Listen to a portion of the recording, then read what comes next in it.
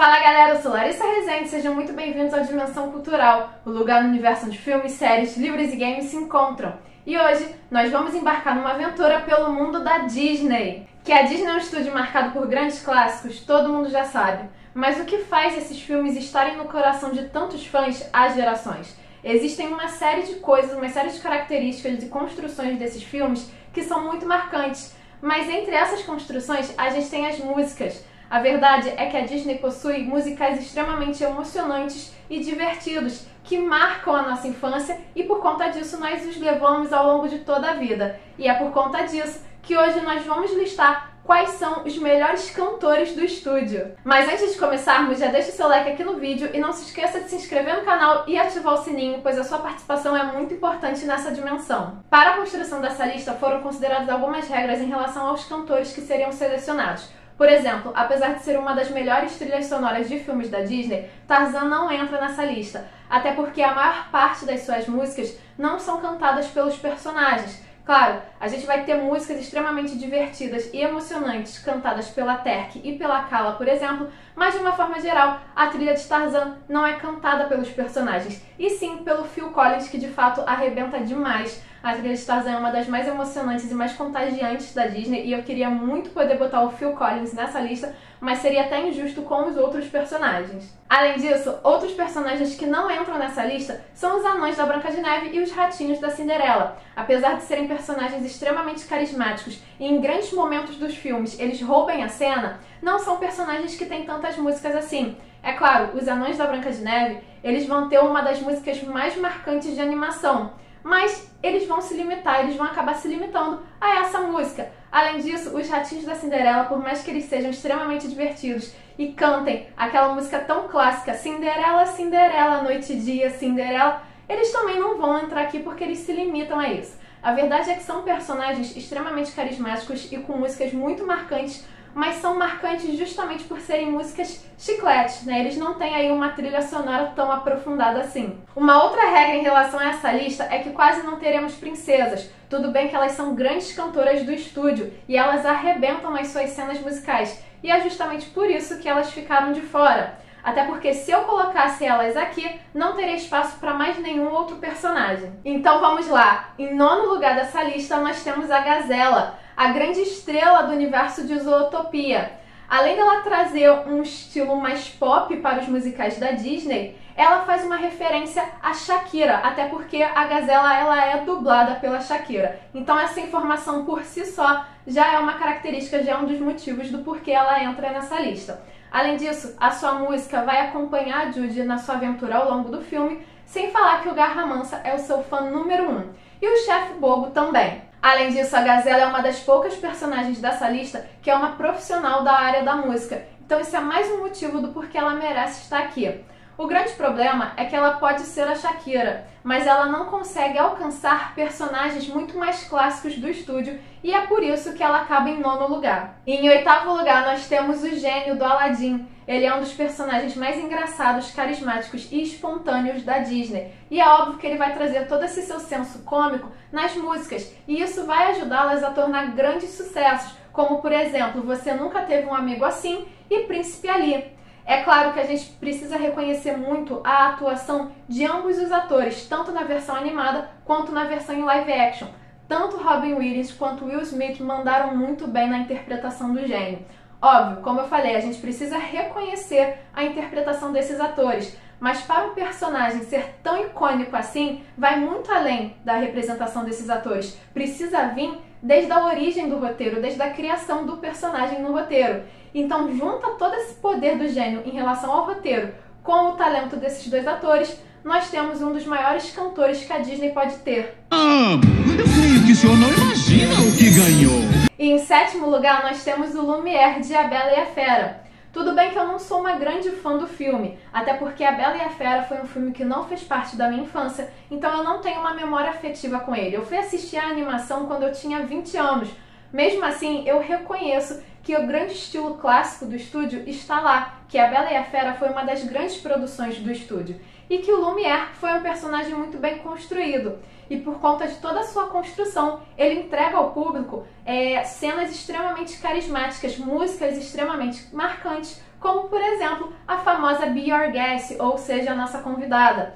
Além disso, o Lumière tem o mesmo caso do gênio no Aladdin. Ele é um personagem que foi muito bem construído dentro do roteiro e que o talento dos atores, dos seus intérpretes, só vai aumentar o talento e o carisma do personagem. Sem falar que na versão animada ele é interpretado por Jerry Orbach e na versão em live action pelo Ian McGregor, que com certeza já aumenta muito o talento desse personagem. É com grande prazer que a recebemos aqui hoje.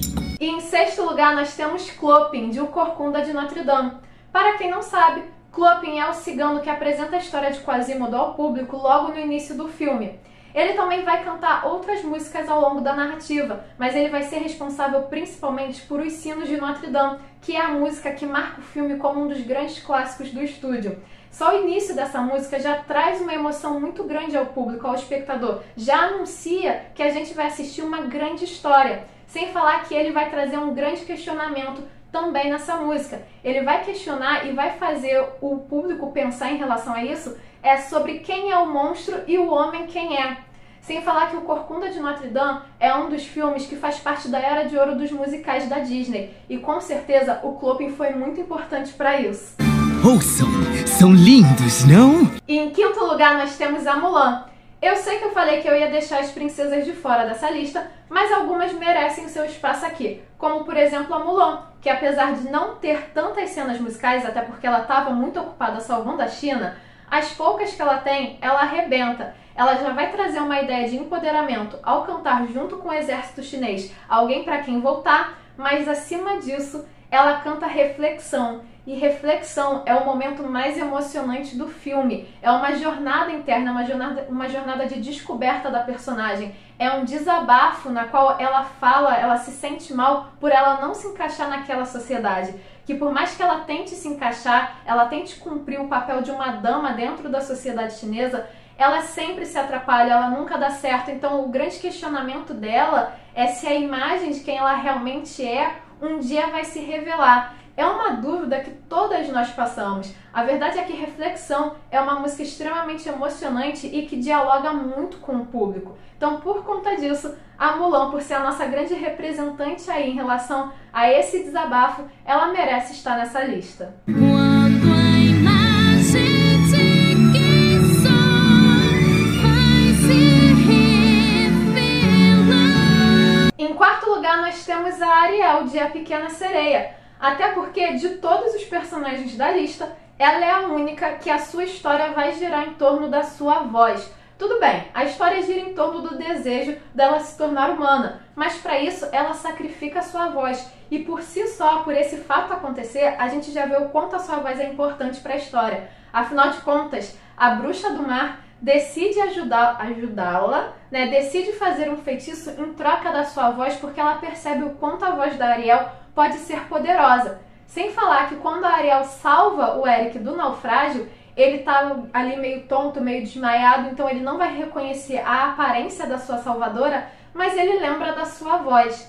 Além disso, o próprio Sebastião reconhece todo o talento da Ariel, já que no início, na primeira música do filme, quando as filhas do Tritão estão se apresentando e vão apresentar a mais nova, que é a Ariel, elas cantam: "Sua voz, diz o maestro, é tão doce quanto mel". Então isso por si só já é um grande motivo dela estar aqui. Sem falar que a Ariel é uma sereia, então existe toda uma mitologia em relação às vozes da sereia. Isso também é um motivo para que dentro de todas as princesas da Disney, a Ariel seja a mais talentosa ao cantar.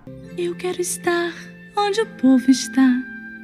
Eu quero ver um casal dançando. Em terceiro lugar, nós temos as musas de Hércules. E o próprio nome delas já diz tudo. Elas são as musas, as deusas das artes e proclamadoras de heróis. Então, qualquer pessoa na Grécia Antiga ou atualmente que siga a religião helenística, se quiser ter sucesso numa produção cultural, precisa pedir inspiração para as musas, precisa honrar essas deusas. Além disso, as personagens são as responsáveis pela maior parte das músicas do filme, entre elas a mais famosa, que é de Zero Herói. Sem falar que Hércules entra na mesma categoria de O Corcunda de Notre Dame.